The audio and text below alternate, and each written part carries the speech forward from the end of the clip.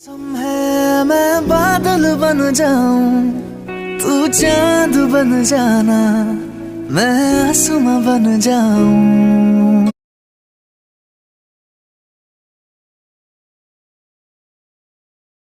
बर्बाद न बिन बात की बातों में कीजिए वक्त बर्बाद।